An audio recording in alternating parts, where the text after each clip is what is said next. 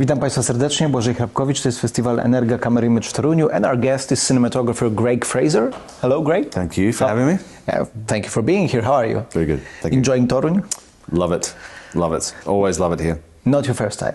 No, I was here a couple of years ago for Dune Part 1. And I got to introduce the film with Denis. Denis was here that year. And it was exciting. It was fun. Yeah, I remember we had a chance to talk to Denis Villeneuve there. And I ask you about, of course, working with him, because for me, he is one of these directors who, working on a big scale and big budget, still manages to do his own kind of cinema. Yes. And maintain his own very specific vision. And Dune for me is a really interesting film, both of them, in that it's operatic in a way, of course, because it's a big film, big story, but at the same time it manages to keep this intimacy. It's very much grounded. And I wanted to ask you about the visual concept for Dune and the process you had with Denis Villeneuve to sort of, creating that. I mean, one of the things I love about Denis is that he's a very original director, and he's very focused on his vision, which I think some people could call stubborn, which I think is an incredibly positive thing to say about filmmakers, is that we become stubborn, but we don't become arrogant in that we don't pivot and flow with changes to the situation. He's very much able to understand the weather conditions or the environment to make changes to his original idea. But where I think he as a filmmaker understands the art of filmmaking is that we have been given as filmmakers a big machine to make a big film. So we've been given resources, we've been given the ability to go to locations that we feel are right, which maybe are not next to the studio, they're miles away. But in doing that, you don't want to lose the intimacy of the characters, because there's no point in going to see a film that's all action but no intimacy, because you don't connect with the characters. And I think as humans, we have to. And then the action loses its sort of, gravitas, yeah? Exactly. Yeah. So once you know the characters and you have a relationship with the characters, the action makes more sense. So where Denis is a master, and where I was really fortunate to be able to assist him and help him do this, was to be able to take the machine and use the machine of filmmaking to make the most impressive action sequences that we possibly could, yet also make the most impressive character arcs that we possibly could as well.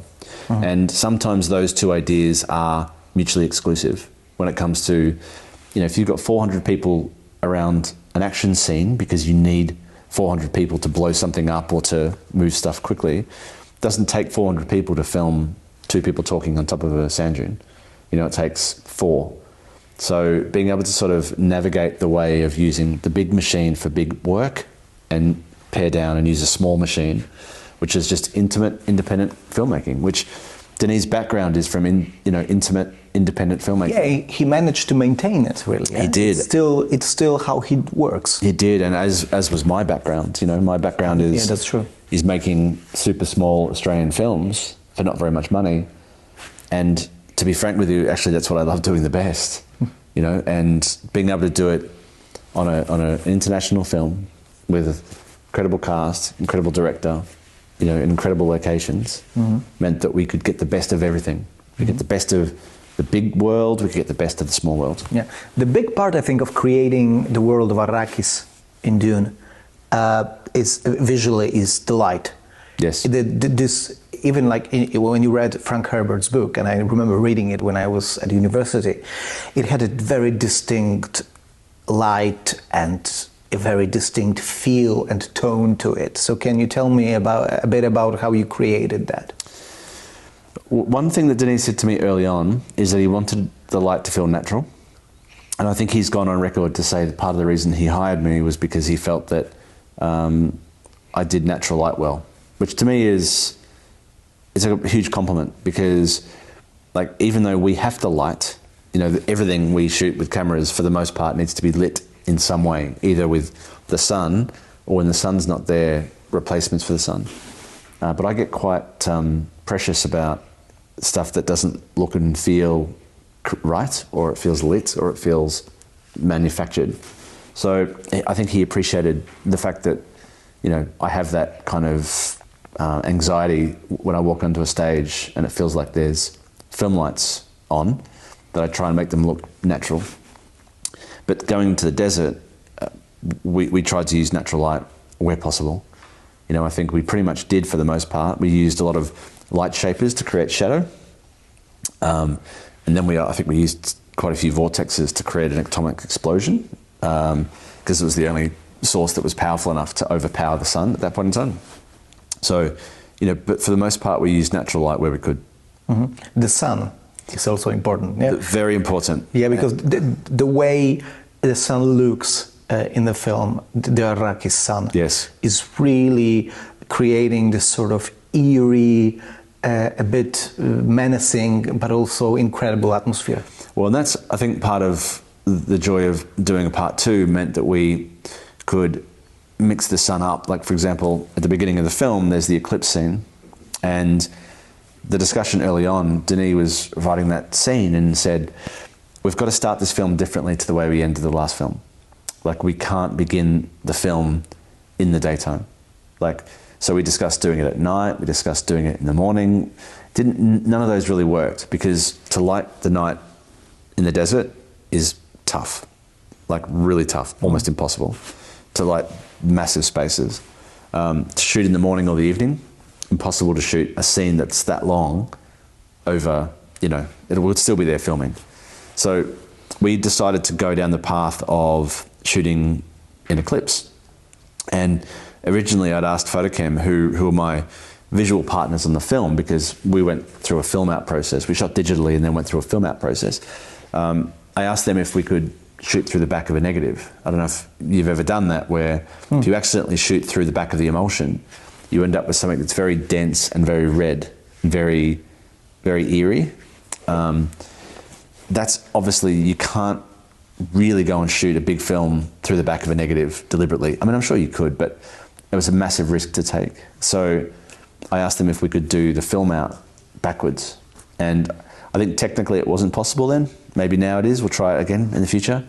So we ended up using an infrared filter that cut out sort of the blues and the greens of the wavelengths. Mm-hmm. You also worked on one of my favorite films from the Star Wars franchise, and that is Rogue One. Oh yeah, with Gareth Edwards. You did 2 films, I think, with him. A creator also. Yep. And he is a very interesting director also. But Rogue One for me is one of the most uncompromising, unapologetic, and really, in some way, realistic, even though it is a Star Wars films in the franchise. And I think that the looks of the film, the visual style, the rawness of it, the clunkiness of all the production design of this world, and it felt real also visually and very dirty. Organic. Mm-hmm. So can you talk to me a bit about how you created that world visually with Gareth Edwards? Well, Gareth and I had grown up on A New Hope, on Empire Strikes Back, and they were our 2 kind of, you know, our North Stars effectively. And in both those films, particularly Star Wars, everything is a little bit crappy. If you rewatch it, that's what I meant, yeah. And you rewatch Darth Vader, and this is not our memories of it, by the way. We rewatched, I think, a 4K version of it at Lucasfilm, and Darth Vader, as much as I respected A New Hope, he looks a bit plastic, like he's a bit scratched and a bit you know, the production design on today's metric is a little bit cheap. Yeah. It's beautifully designed, but clearly it was done for a budget. And I remember we both watched that film and went, this doesn't look how we remember it. We remember it as being a lot more kind of solid, but gritty. So we decided to make all of our choices based on how we remembered the film and not how the film was. So we deliberately chose the Alexa 65, which had just come out, Ultra Auto Panatars, which I think Bob Richardson had just shot Hateful Eight on those lenses, and we got them next and put them on the Alexa 65 because they just had this amazing texture to them. And then combining that with amazing production design that was in keeping with our original memories of what those films were. So it's funny how, you know, watching filmmakers do their own Star Wars means that everybody got something different out of Star Wars. Whereas Gareth and I got a dirty kind of sci-fi realism there, and we tried to replicate that with Rogue One. Yeah, it really goes well with the story also. The story of this outcasts really doing the dirty work to actually help the cause, and also and I think that's important. Yeah, that it wasn't just your memory of it; it just went along well with the story and with the characters, I guess. Exactly. Yeah, and it was fun to do. I mean, to work in the Star Wars universe was really fun. Okay, thank you, Greg, for talking to us. Thank you, mate.